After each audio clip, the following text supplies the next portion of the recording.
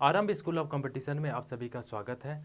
जैसा कि आप सभी को मालूम होगा कि यह जो वीडियो चैनल है, इसमें तमाम तरह के एग्ज़ाम की प्रिपरेशन अच्छी तरीके से करवाई जाती है, जिसमें खास फोकस होता है यूपीएससी एंड पीसीएस के एग्ज़ाम्स।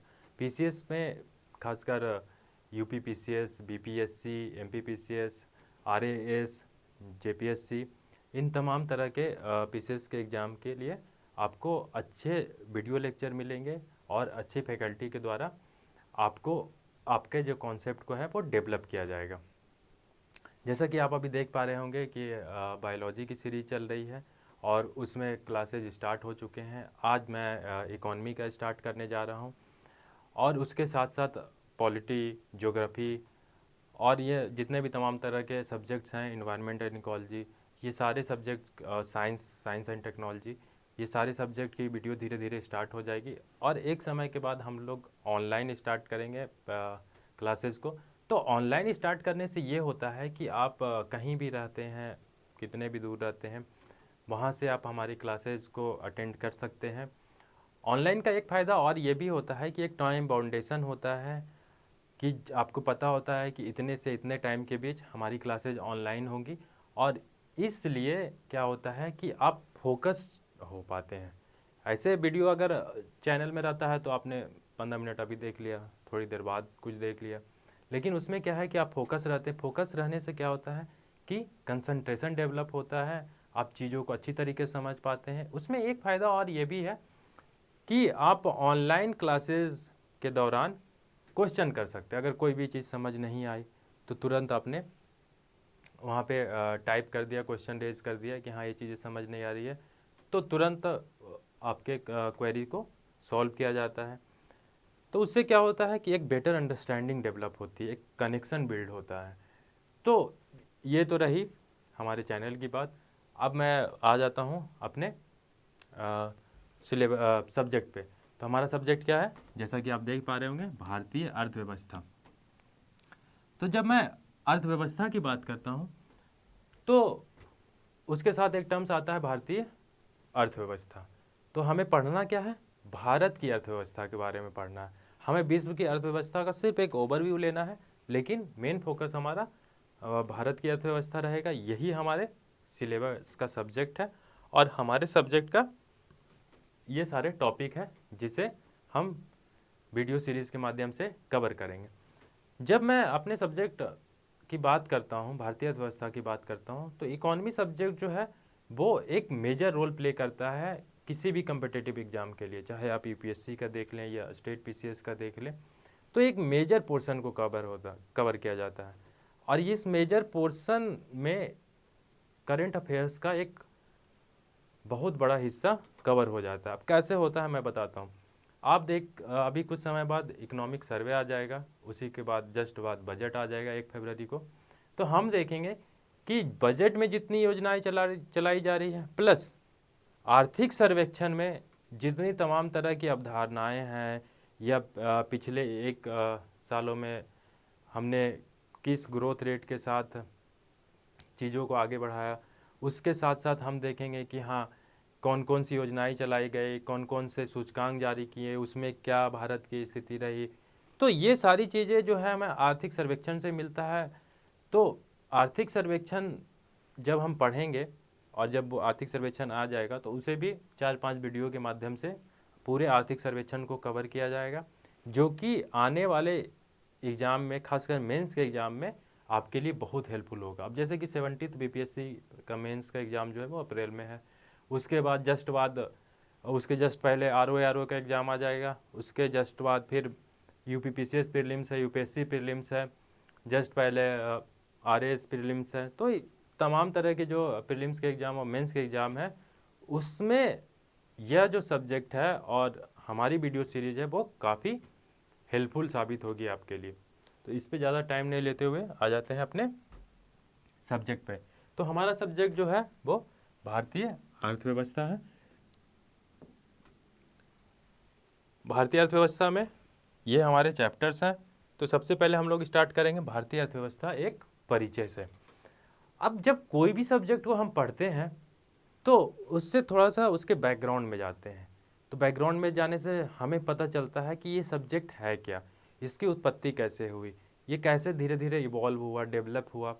तो ये तमाम तरह के क्वेश्चंस का हमें आंसर मिलता है। तो ये क्वेश्चन हमें चाहिए क्यों? वो इसलिए चाहिए क्योंकि एक अच्छी अंडरस्टैंडिंग डेवलप हो। जब तक किसी सब्जेक्ट में आपकी अंडरस्टैंडिंग डेवलप नहीं होगी, वो एक इंटरेस्ट बिल्ड नहीं होगा, तब तक उसमें उतना मज़ा नहीं आएगा। अब कैसे, मैं एक थोड़ा छोटा सा एग्जांपल लेके आपको समझाता हूँ। जब हम ज्योग्राफी पढ़ते हैं तो ज्योग्राफी में सबसे पहले क्या पढ़ते हैं हम लोग? सबसे पहले स्टार्ट करते हैं कि पृथ्वी की उत्पत्ति कैसे हुई।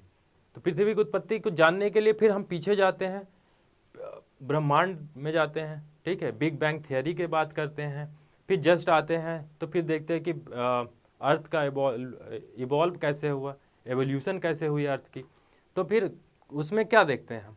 उसमें देखते हैं कि पहले एक विशाल पैंजिया था, ठीक है, उसके बाद पैंजिया टूटता है, उसे हम कैसे जानते हैं? प्लेट टेक्टोनिक्स के माध्यम से जानते हैं। तो ये कहने का मतलब ये है कि हम सब्जेक्ट के उद्भव को जानने की कोशिश करते। क्यों जानते हैं? वो आपको आंसर शायद मिल गया होगा। तो उसी तरीके से हम भारतीय अर्थव्यवस्था को पढ़ने से पहले छोटा सा एक ओवरव्यू देखेंगे कि इकोनॉमी क्या है, इकोनॉमिक्स क्या है। इकोनॉमिक्स है तो उसका उद्भव कैसे हुआ, ठीक है। तो अर्थव्यवस्था जो है, जब अर्थव्यवस्था की बात करेंगे हम, तो उससे जस्ट पहले हमें जानना होगा अर्थशास्त्र के बारे में। अर्थशास्त्र के बारे में, जिसे इंग्लिश में इकोनॉमिक्स कहते हैं। तो अर्थशास्त्र के बारे में जानना होगा हमें कि अर्थशास्त्र है क्या। उस अर्थशास्त्र को जानने से पहले हम देखते हैं कि आर्थिक विकास का उद्भव कैसे होता है। तो इसे हम लोग पहले थोड़ा सा जान लेते हैं कि आर्थिक विकास का उद्भव कैसे होता है।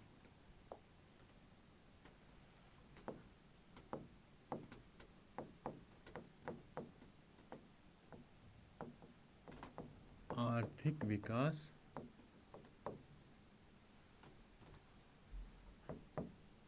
का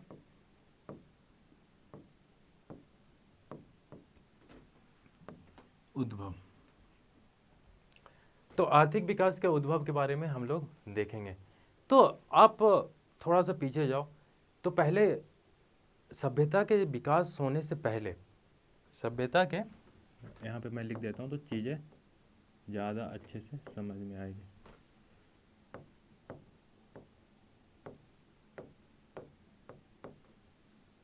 सभ्यता के विकास के पहले क्या था? सभ्यता के विकास के पहले खाना बदोश जीवन था, जैसा कि आप लोग को पता होगा। खाना बदोश था, कहने का मतलब ये थे कि लोग शिकार पे बेसिकली क्या थे, निर्भर थे, कि अगर उन्हें खाना होता था तो वो शिकार करते थे। तो शिकार करने के साथ एक समस्या थी। समस्या ये थी कि मान लो किसी समय शिकार नहीं मिला तो शायद भूखे रहना पड़ जाता होगा। क्यों? क्योंकि उस समय कृषि तो थी नहीं। तो उसके बाद क्या हुआ कि अब जैसे इवॉल्वेशन देखते हैं, इवोल्यूशन देखते हैं, तो धीरे धीरे क्या हुआ, मानव का विकास होने लगा। तो जब मानव विकास कर रहा था, विकास के क्रम में था, तो उसकी मानसिक क्षमता भी धीरे धीरे क्या हो रही थी, डेवलप हो रही थी, विकसित हो रही थी। तो ये जो समूह था, खानाबदोश समूह जो था, उसने देखा कि जिस तरीके से हम जानवर को जब भूख लगती है या शिकार पे निकलते हैं तो जानवर का शिकार करते हैं, फिर उसे खाते हैं। तो उन्होंने देखा कि क्यों ना 2-4 जानवर को पकड़ के रख लिया जाए। तो उससे क्या होगा? तो उससे होगा ये कि जब हमें खाने की आवश्यकता महसूस होगी तो जानवर के शिकार नहीं करना पड़ेगा, वो हमारे पालतू, एक तरीके से पालतू जानवर हैं, हम उन्हें खा सकते हैं, ठीक है। तो ये क्या हुआ, ये एक स्टेप और आगे बढ़ गया। अब क्या होगा कि ये पशुओं को पालतू बनाने लगे, पशुओं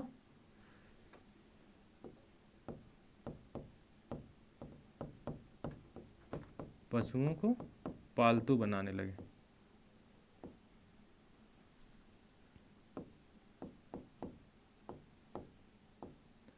पशुओं को पालतू बनाने लगे। अब धीरे धीरे क्या हुआ कि थोड़ा सा और एवोल्यूशन हुआ, थोड़ा और विकास हुआ।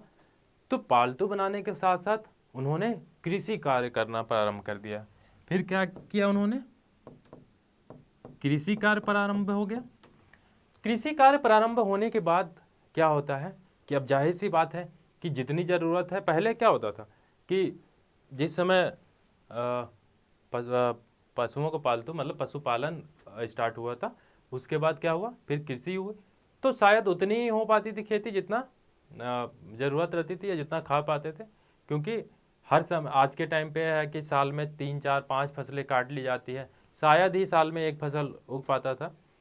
तो उतनी ही होती थी जितने हमें ज़रूरत रहती थी, उपज उतनी ही हो पाती थी।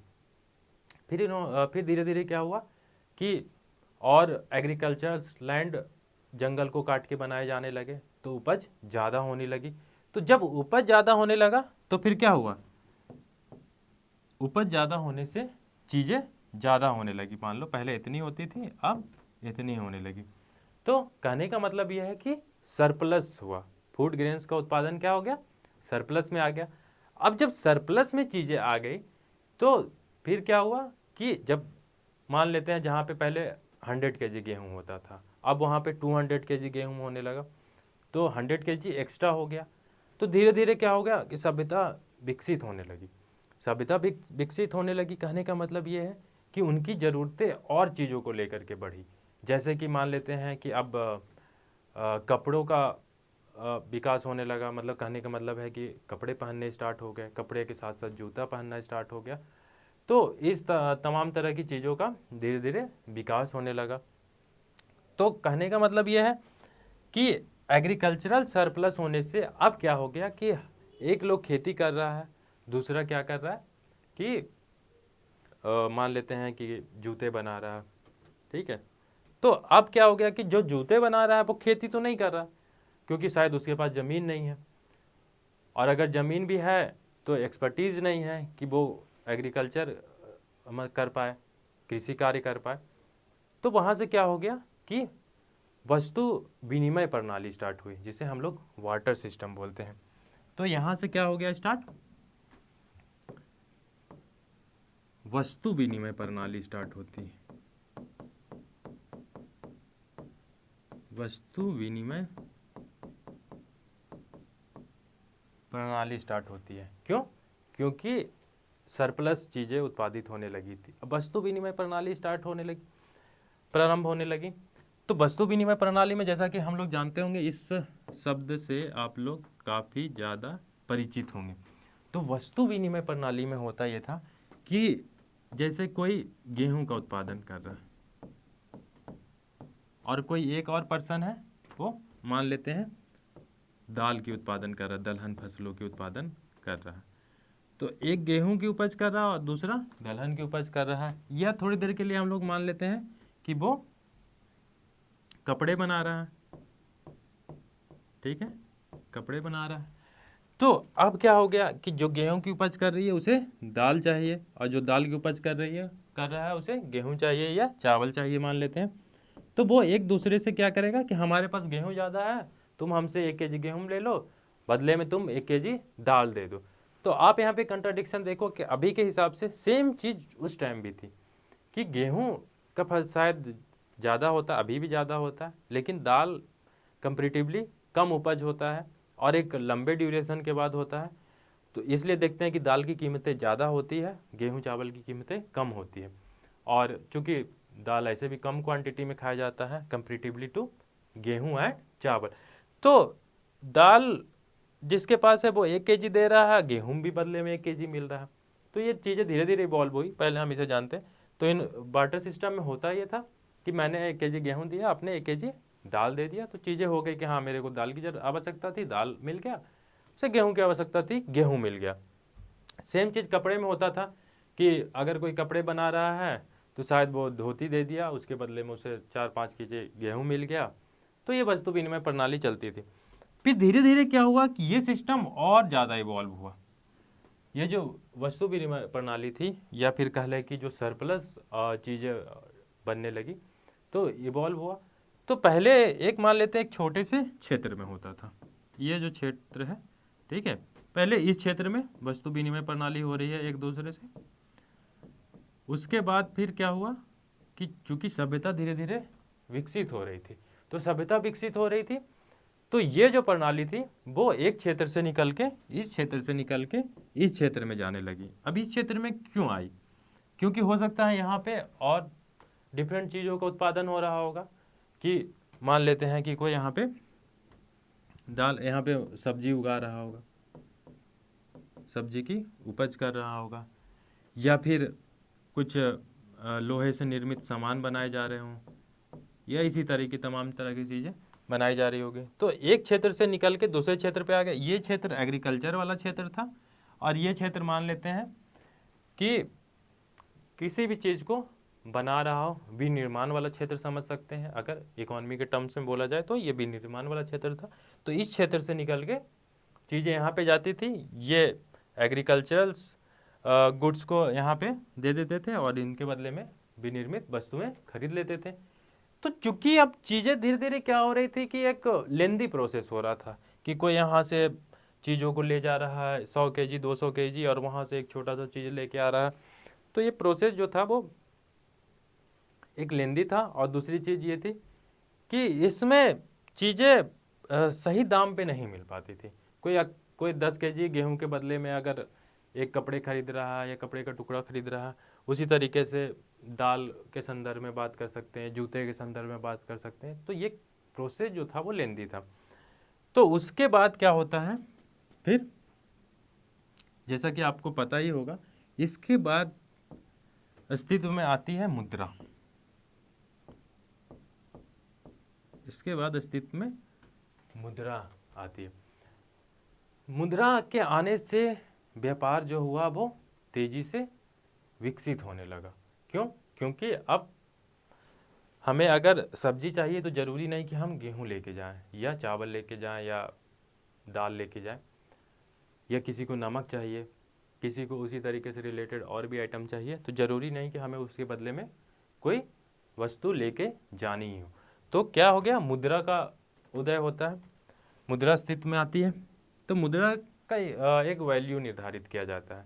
वो वैल्यू क्या होती है कि मान लेते हैं कि सोने के सिक्के हैं या चांदी के सिक्के हैं, तो उससे डिसाइड होता था कि हाँ चलो XYZ सामान लेना है तो उसके बदले हमें इतने पैसे देने होंगे। तो यहाँ से क्या होता है, ये कहने का मतलब है कि ये जो मैंने अभी बताया, इसका बेसिक कॉन्सेप्ट ये था, बेसिक बताने का अर्थ ये था कि किस तरीके से आर्थिक विकास का जो है वो उद्भव होता है। तो यहाँ से जब मुद्रा अस्तित्व में आ जाती है तो सही मायने में यहीं से आर्थिक विकास का उद्भव होता है। अब हम देखते हैं कि मुद्रा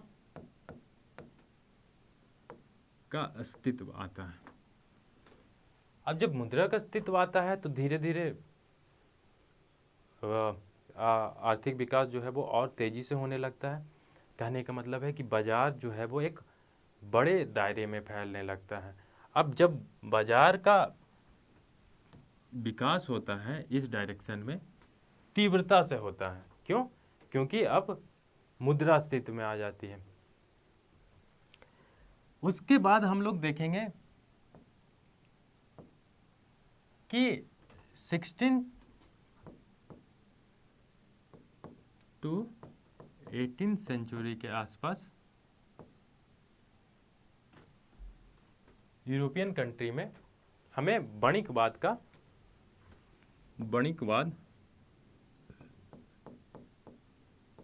जिसे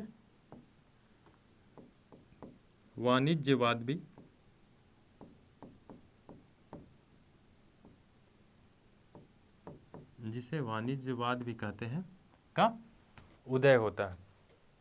अब ये वणिकवाद है क्या, या फिर कह ले कि वाणिज्यवाद है क्या? तो इसे इंग्लिश में मर्केंटलिज्म कहते हैं। अब इसमें होता ये था कि उस समय के जो इकोनॉमिस्ट थे, कहले एक तरीके से, वैसे तो इकोनॉमिस्ट थे नहीं, लेकिन जो इकोनॉमिस्ट थे उन्होंने बोला कि जो देश जितना ज़्यादा क्या करेगा, निर्यात करेगा, जो देश जितना ज़्यादा निर्यात करेगा वो उतना समृद्ध होगा। तो खासकर यूरोपियन कंटेक्स्ट में बात की जा रही है, तो यूरोपियन देश में तो सभी देश क्या करने लगे, निर्यात करने स्टार्ट कर दिए। तो जब सभी निर्यात करने लगेंगे तो आप खुद से सोचो कि सभी निर्यात करने लगेगा तो खरीदने वाला फिर कौन रहेगा, भाई उसे भी तो कुछ खरीदना ही होगा। ये अगर कोई XYZ कंट्री है, मान लेते हैं कि ब्रिटेन है, ब्रिटेन चाह रहा है कि हम सभी देशों को निर्यात करें, उसके साथ साथ जर्मनी है, जर्मनी भी चाह रहा है कि हम भी निर्यात करें, पोलैंड है वो भी चाहेगा कि मैं भी निर्यात करूं। तो अगर सभी चाह लें कि निर्यात ही करना है तो फिर खरीदेगा कौन, सवाल यहाँ पे ये खड़ा होता है। ब्रिटेन बोलेगा कि नहीं मेरे को तो सिर्फ बेचना है, मैं क्यों खरीदूँ, मैं कपड़े भी बना लूँगा, जूते भी बना लूँगा, कृषि कार्य भी कर लूँगा, हथियार भी बना लूँगा, और जो कल पुर्जे चाहिए वो भी बना लूँगा। तो फिर खरीदेगा कौन जब सब भी बेचने पे आ जाए। तो वणिकवाद जिस तरीके से डेवलप हुआ वो ज़्यादा समय तक चल नहीं पाया, जैसा कि मैंने लिख दिया कि 16वीं सेंचुरी से लेकर 18वीं सेंचुरी तक चला। क्योंकि स्टार्टिंग में तो लगा कि हाँ चलो किसी देश को कुछ सामान चाहिए तो वो खरीद रहा है, किसी और देश को कुछ सामान चाहिए तो खरीद रहा है, लेकिन एक समय बाद देखा गया कि सभी चाह रहे हैं कि मैं ही बेचूं मैं ही बेचूं, तो फिर खरीदने वाला कौन रहेगा। तो यहाँ पे क्या हुआ कि एक समस्या उत्पन्न हुई कि जब सभी खरीदने वाले रहेंगे, सभी बेचने वाले रहेंगे तो खरीदेगा कौन। तो उसके बाद से क्या होता है कि एक स्पेशलाइजेशन लाई जाती है। तो उसी समय स्पेशलाइजेशन की बात की जाती है कि हाँ जो देश जिस क्षेत्र में बेहतर है, जो जिस क्षेत्र में बेहतर चीज़ों की उपज कर सकता है, बेहतर चीज़ों को बना सकता है, वो उसका निर्यात करे, ताकि दूसरे की भी एक्सपर्टीज़ बनी रहे तो वो दूसरा खरीद सके। अब इसे एक एग्जाम्पल के तौर पे समझते हैं कि आप सपोज करो कोई देश जूते बना रहा है और कोई देश कपड़ा बना रहा है, कोई देश जूते बना रहा है और कोई देश कपड़े बना रहा है। तो अगर जिसे जूते चाहिए, ये जूते में एक्सपर्टीज़ है, ये कपड़े ले लेगा और ये जूते दूसरे देश को एक्सपोर्ट कर देगा, तो ये चीज़ें चल सकती है। अब अगर ये सोचे कि मैं जूते भी बना लूँ, मैं कपड़े भी बना लूँ, मैं हथियार भी बना लूँ, फिर ये भी वैसे ही सोचे कि मैं भी जूते बना लूँ, तो पहली चीज़ तो ये कि ज़रूरी नहीं कि जो कपड़े बना रहा है उसकी एक्सपर्टीज़ जूते में भी आ जाए। ब्रांड में भी आप यही देखते होंगे कि हर एक ब्रांड का एक अपनी ब्रांड वैल्यू होती है। कोई अगर अच्छे जूते बना रहा है तो ज़रूरी नहीं कि वो कपड़े भी अच्छे बनाए, लेकिन कोई कंपनी कपड़े अच्छे बना रही है तो ज़रूरी नहीं कि वो जूते भी अच्छी बना। तो कहीं कहीं पे एक्सेप्शन मिल जाता है, लेकिन जनरली होता ही यही है कि एक एक्सपर्टीज़ को डेवलप किया जाता है। तो उसी तरीके से फिर वणिकवाद के समय में बोला गया कि ये सिस्टम ज़्यादा समय तक नहीं चल पाएगा। लिटरली में ये ऐसा सिस्टम था ही नहीं जो लंबे समय तक चल पाए, इसलिए इसने दम तोड़ दिया। तो इस समय क्या हुआ कि बात की गई कि यहाँ पे ये सिस्टम ज़्यादा लंबे समय तक नहीं चल पाएगा और ना ही चल पाया। तो ये सिस्टम जो होता है वो ख़त्म होता है, या फिर कह लें कि समाप्त होने लगता है धीरे धीरे। और इसी समय फिर 18वीं सेंचुरी में उदय होता है एडम स्मिथ का। किसका उदय होता है? Adam Smith. एडम स्मिथ के बारे में, या एडम स्मिथ को फादर ऑफ इकोनॉमिक्स कहा जाता है, अर्थशास्त्र का पिता किसे कहा जाता है, यह क्वेश्चन जो है वो बहुत एग्जामों में पूछे गए हैं और मतलब कह सकते हैं कि पूछे जाते हैं अक्सर एग्जामों में। तो एडम स्मिथ का उदय होता है। इनका जन्म शायद 1740 ईस्वी के आसपास हुआ था। एडम स्मिथ के द्वारा एक पुस्तक लिखी गई है, आप कमेंट करके बता सकते हैं कि उनकी पुस्तक का नाम क्या है, फिर हम लोग उसे देख लेंगे। तो एडम स्मिथ का उदय होता है। एडम स्मिथ के द्वारा यह कहा जाता है कि वणिकवाद की जो थियरी है वो गलत है। क्यों गलत है? जो कि अभी थोड़ी देर पहले मैं बताया हूँ कि सभी अगर निर्यात करने लगेंगे तो खरीदेगा कौन, और सभी सब चीज़ें बनाने लगेंगे तो फिर दूसरे की ज़रूरत ही नहीं पड़ेगी। तो एडम स्मिथ बोलते हैं, क्या बोलते हैं कि एक्सपर्टीज डेवलप की जाए। Expertise develop just Adam Smith के पहले बोला गया था। तो एडम स्मिथ का उदय होता है, उन्होंने अपने रिसर्च के द्वारा वणिकवाद का खंडन किया। वणिकवाद के खंडन करते हैं और एडम स्मिथ के द्वारा एक थियरी दी जाती है। वो थियरी क्या होती है? फ्री इकोनॉमी की थियरी होती है। एडम स्मिथ की थियरी जो होती है वो फ्री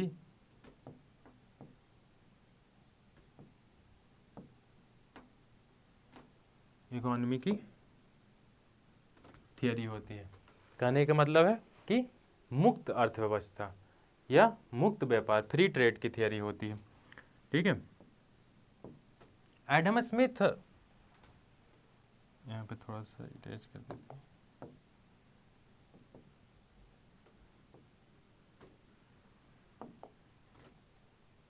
एडम स्मिथ यहाँ पे दो चीज़ों की बात करते हैं। पहली चीज़ है इनविजिबल हैंड, जिसे अदृश्य हाथ बोलते हैं, और दूसरा है लेजेस फेयर,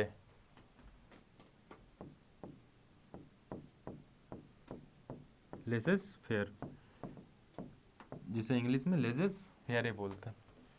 लेजेस फेयर कहने का मतलब है, इसका अर्थ होता है लेट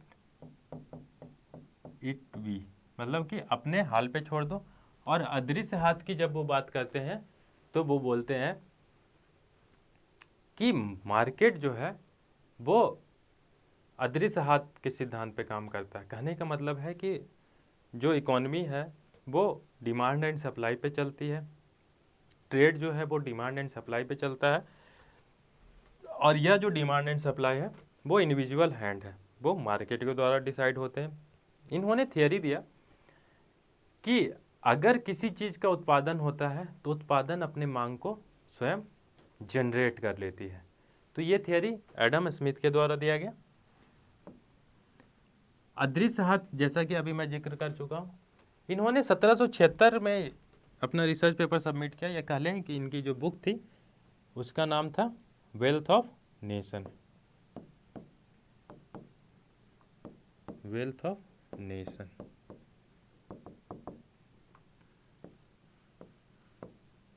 वेल्थ ऑफ नेशन, ये पुस्तक जो है वो 1776 ईस्वी में लिखी गई। इस पुस्तक के बारे में, इस पुस्तक के द्वारा ही अदृश्य हाथ का जिक्र किया गया था, जिसे इनविजिबल हैंड बोलते हैं इंग्लिश में। और इसका पूरा नाम जो है an inquiry into the wealth of nation. तो वेल्थ ऑफ नेशन में एडम स्मिथ जिक्र करते हैं किसकी? फ्री इकोनॉमी की बात करते हैं, फ्री ट्रेड की बात करते हैं, मार्केट की बात करते हैं। वो बताते हैं कि उत्पादन अपनी मांग कैसे जनरेट कर लेता है। तो इससे क्या होता है, यहीं से उदय होता है क्लासिकल अर्थशास्त्र का।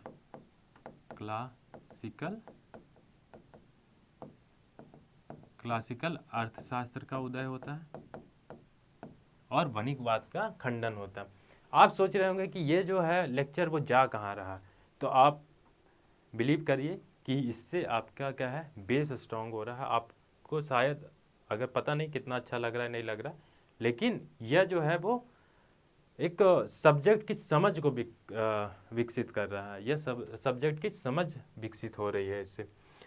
तो वेल्थ ऑफ नेशन से, वेल्थ ऑफ नेशन के द्वारा अदृश्य हाथ की बात करते हैं, वो उनके द्वारा कहा जाता है कि हम अगर मान लेते हैं किसी भी चीज़ का उत्पादन करते हैं तो वो उत्पादन जो है वो अपनी मांग खुद जनरेट कर लेता है। और आज भी कहीं ना कहीं इकोनॉमी जो है वो इसी सिद्धांत पे काम कार्य करती है कि उत्पादन जो है वो अपनी मांग खुद व स्वयं जनरेट कर लेती है।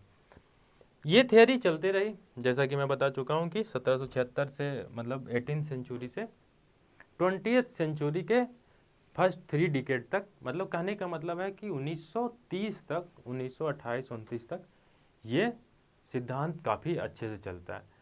अब उसके बाद क्या होता है कि 1929 में वैश्विक मंदी आती है। अब 1929 में वैश्विक मंदी आती है, उसके जस्ट पहले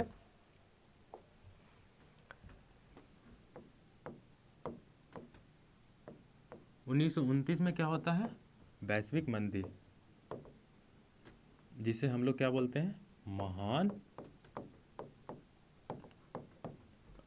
आर्थिक मंदी, या फिर इंग्लिश में बोलते हैं ग्रेट डिप्रेशन। ठीक है, इंग्लिश में इसे क्या बोलते हैं, ग्रेट डिप्रेशन बोलते हैं। अब चूंकि हम चीज़ों को सीरीज में चल रहे हैं, तो ग्रेट डिप्रेशन की बात हम थोड़ी देर बाद में करेंगे। उसके जस्ट पहले क्या होता है, जैसा कि मैं बता रहा था कि क्लासिकल इकोनॉमी जो कि एडम स्मिथ के द्वारा दिया गया था, उसी समय एक और इकोनॉमिस्ट का नाम आता है डेविड रिकार्डो, और उनके जस्ट पहले आता है नाम जेबी से का, जॉन बैप्टिस्ट से उनका पूरा नाम है। तो खैर इतना हमें नहीं जानना है, बस एक मिनट आप थोड़ी सी जानो। तो जो एडम स्मिथ के द्वारा थियरी दी जाती है, उसी थियरी को जेबी से आगे बढ़ाते हैं। जेबी से के द्वारा भी रिसर्च करके बोला जाता है कि उत्पादन जो है वो अपनी मांग खुद ब खुद स्वयं जनरेट कर लेती है। डेविड रिकार्डो आते हैं, वो सापेक्षिकता के सिद्धांत को देते हैं। जैसा कि मैं बता चुका हूँ आपको कि सापेक्षिकता का सिद्धांत उनका क्या था कि थियरी ऑफ रिलेटिविटी, इकोनॉमी के टर्म में याद रखना है, थियरी ऑफ रिलेटिविटी इकोनॉमी के टर्म में मैं बता रहा हूँ, साइंस के टर्म में नहीं। तो वो बोलते हैं सेम किन के द्वारा, डेविड रिकार्डो के द्वारा बोला जाता है कि स्पेशलाइजेशन होनी चाहिए। अगर आप किसी फील्ड में हो या फिर किसी इंडस्ट्री में हो, किसी प्रोडक्ट को आप डिजाइन कर रहे हो, डेवलप कर रहे हो, वो प्रोड्यूस कर रहे हो, तो उसमें एक्सपर्टीज़ होनी चाहिए। उससे क्या है कि आपका एक मार्केट डेवलप होगा, एक डिमांड क्रिएट होगी। ठीक है, तो ये डेविड रिकार्डो के द्वारा दी जाती है। तो इतना जानना नहीं है, मैंने बस एक चीज़ें सीक्वेंस में चल रही थी तो मैं सोचा बता देता हूँ। तो उसके जस्ट बाद अब क्या होता है कि क्लासिकल इकोनॉमी का उद्भव हो जाता है। उसी समय क्या होता है कि मशीनों का विकास होता है। ठीक है, खासकर यूरोपियन कंट्रीज़ में हम देखते हैं कि यंत्रों का विकास होता है, मशीनों का विकास होता है। उसके बाद क्या होता है कि फैक्ट्रियां डेवलप होती है। फैक्ट्रियां डेवलप होने से फिर क्या होता है कि उत्पादन में बहुत तीव्रता आती है, मतलब बहुत ज़्यादा तेज़ी से उत्पादन होने लगता है। क्यों? क्योंकि मशीनों के विकास होने से जो काम 100 लेबर मिलके करते थे, उसे 10 लेबर के द्वारा या एक मशीन के द्वारा आराम से कर लिया जाता था। तो होने ये लगा कि उत्पादन बहुत तेज़ी से होने लगा। अब उत्पादन तेज़ी से होने लगा तो क्या हो गया कि मजदूरों की ज़रूरतें कम हो गई। अब चूंकि मजदूरों की ज़रूरतें कम होने लगी, ये जो मैं बात कर रहा हूँ वो 19th सेंचुरी, मतलब 18th सेंचुरी, 19th सेंचुरी कहने का मतलब है कि 1800 के आसपास की मैं बात कर रहा हूँ। 1800 से 1850 की मैं बात कर रहा हूँ, 19th सेंचुरी के फर्स्ट हाफ की मैं बात कर रहा हूँ।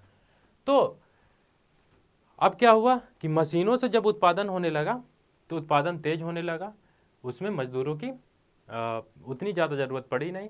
जहाँ पे 100 लेबर काम होते थे वहाँ पे 10 लेबर से काम होने लगा। तो क्या हो गया कि बेरोजगारी बढ़ने लगी। अब उत्पादन सरप्लस हो रहा था, बेरोजगारी बढ़ रही थी, तो क्या हो गया कि धीरे धीरे डिमांड कम होने लगा। तो डिमांड का क्या है कि उत्पादन और डिमांड का एक लिंक होता है, वो हम लोग आगे समझेंगे, पहले अभी देख लेते हैं। तो बेरोजगार होने लगे, तो अब उससे क्या हो गया, या तो सस्ते लेबर मिलने लगे, क्योंकि बेरोजगार ज़्यादा हो गए थे तो हर किसी को काम चाहिए, तो सस्ते लेबर भी मिलने लगे। तो उससे क्या होने लगा कि उनकी आर्थिक कंडीशन खराब होने लगी। तो उसी समय 18th सेंचुरी के फर्स्ट हाफ में उदय होता है कार्ल मार्क्स का। किसका उदय होता है? कार्ल मार्क्स का उदय होता है। मार्क्स के द्वारा जो थियरी दी जाती है वो हम लोग जानते हैं कि वो समाजवाद का थियरी है, और वही समाजवाद आगे जा करके एक तरीके से बोला जाता है कि यह साम्यवाद का। तो इसे हम लोग अच्छी तरीके से डिस्कस करेंगे जब हम डिस्कस करेंगे डिफरेंट टाइप ऑफ इकोनॉमी। ठीक है, डिफरेंट टाइप ऑफ इकोनॉमिक्स की जब मैं बात करूँगा कि समाजवादी अर्थव्यवस्था क्या है, साम्यवादी अर्थव्यवस्था क्या है, मिश्रित अर्थव्यवस्था क्या है, ठीक है। तो ये जब डिफरेंट टाइप ऑफ इकोनॉमी की मैं बात करूँगा तब इसमें अच्छे से जिक्र करेंगे। अभी हम लोग एक ओवरव्यू लेके चल रहे हैं। तो कार्ल मार्क्स का उदय होता है। तो कार्ल मार्क्स बोलते हैं समाजवाद की परिकल्पना करते हैं। क्यों करते हैं? क्योंकि देखते हैं कि वो मजदूरों की कंडीशन बहुत ज़्यादा ख़राब हो रही है। क्यों? क्योंकि सस्ते लेबर मिल रहे हैं। सस्ते लेबर मिलने की वजह से ये हो रहा है कि उनकी ज़रूरतें नहीं पूरी हो रही है, स्लम का विकास होने लगा। तो इस तरीके से देखते हैं कि कार्ल मार्क्स का उदय होता है। कार्ल मार्क्स बोलते हैं कि मजदूरों एक हो जाओ। उनके द्वारा एक न्यूनतम मजदूरी का पेशकश किया जाता है कि हाँ कम से कम इतनी मजदूरी मिलनी चाहिए। वो आगे डिस्कस करेंगे। कार्ल मार्क्स का उदय होता है, कहने का मतलब है यहीं से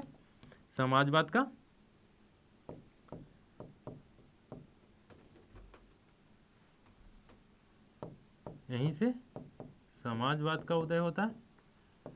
और फिर देखेंगे कि हम जैसा कि सीक्वेंस से चल रहे हैं, समाजवाद का उदय होता है। उसके बाद जब देखते हैं कि फर्स्ट वर्ल्ड वॉर स्टार्ट हो जाता है। फर्स्ट वर्ल्ड वॉर स्टार्ट होने के बाद 1929-30 में 1929-30 में ग्रेट डिप्रेशन आता है, जिसे हम लोग महान आर्थिक मंदी कहते हैं। अब महान आर्थिक मंदी का चर्चा हम लोग नेक्स्ट क्लास में करेंगे और नेक्स्ट वीडियो में हम लोग देखेंगे कि किस तरीके से महान आर्थिक मंदी कैसे इवॉल्व होता है और उसके बाद समाजवाद के बाद कैसे कीन्स का उदय होता है। महान आर्थिक मंदी के बाद ही जॉन मेनार्ड कीन्स का उदय होता है, जिसे हम लोग फादर ऑफ माइक्रो इकोनॉमी कहते हैं, ठीक है। तो माइक्रो इकोनॉमी क्या होती है वो हम लोग नेक्स्ट क्लास जब स्टार्ट करेंगे तो वहाँ से स्टार्ट करेंगे। और चीज़ों को आप समझ लो कि हमारा सब्जेक्ट यहीं से स्टार्ट हो जाएगा। ये जो था एक बेस था कि सब्जेक्ट है क्या, सब्जेक्ट आर्थिक विकास का उद्भव कैसे होता है, ये इवॉल्व कैसे होता है, ये हम लोगों ने देख लिया। अब जो है हमारा पूरी तरीके से कल से स्टार्ट हो जाएगा। तो ये वीडियो आपको कैसा लगा आप लाइक कमेंट करके बताइए। चैनल को ज़्यादा से ज़्यादा सब्सक्राइब करिए और इसे लोगों तक पहुंचाइए। Thank you.